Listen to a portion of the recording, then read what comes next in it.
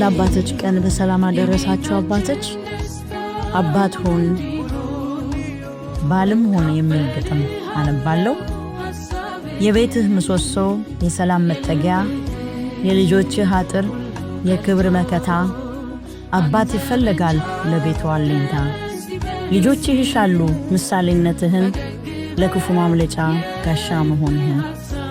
አባትነት ደግሞ ለነገ ፈለግ ነው፣ አቅጣጫ ጠቋሚ መንገድ ጠራጊ ነው።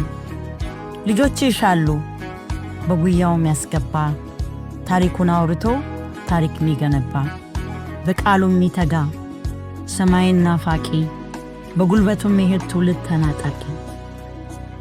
የእግዚአብሔርን እውነት በቤቱ የሚዘራ፣ በአደባባዮቹ ደምቆ የሚያበራ፣ በጸሎቱ ቅጥር ቤቱን የሚጠብቅ፣ ከጠላት ፍላጻ ልጆቹን የሚያርቅ፣ አምላኩን ፈልጎ በጌታ ፊት የሚወድቅ፣ ከርቀት ያለውን ጥፋት ተመልክቶ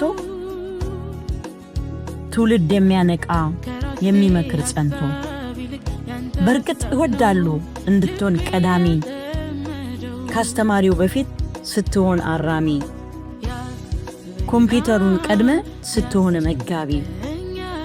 ለሚስትህ ባልሆናት የጭንቀት ተካፋይ፣ ፈገግታ የሸፈነው እንባዎቿን ስታይ። ስጦታህ ናትና ከአምላክ የተላከች፣ ለጎደለው ሙላት በረከት የሆነች። እሷም ናፋቂ ናት በፍቅር አክባሪ፣ ትጉ ሰራተኛ ለእግዚአብሔር ቃል ኗሪ። ዓለምን የካደ ቃሉን በገብር፣ በሚመጣው ሁሉ ቶሎ ማይል ደነብር። በአምላኩ የሚታመን በቃሉ የሚመራ፣ ትውልድኑን በጽድቅ በእምነት የሚመራ። ትናፍቀዋለች ስፍራህን ስትይዝ፣ ራስነትህን ከቃሉ ስትመዝ።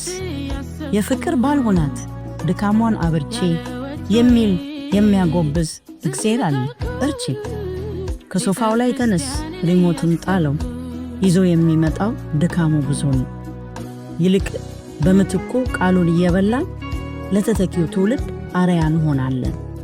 ይህን እየሰራህ ያለህ አባት ኩራ፣ ትውልድ ተክተሃል በእግዚአብሔር ቤት የሚያፈራ። ያልጀመርከው ጀምር፣ የረሳኸው አስተውል፣ በኋላ እንዳይቆጭህ የፈሰሰ ውሃ ዳግም ላይታፈስ።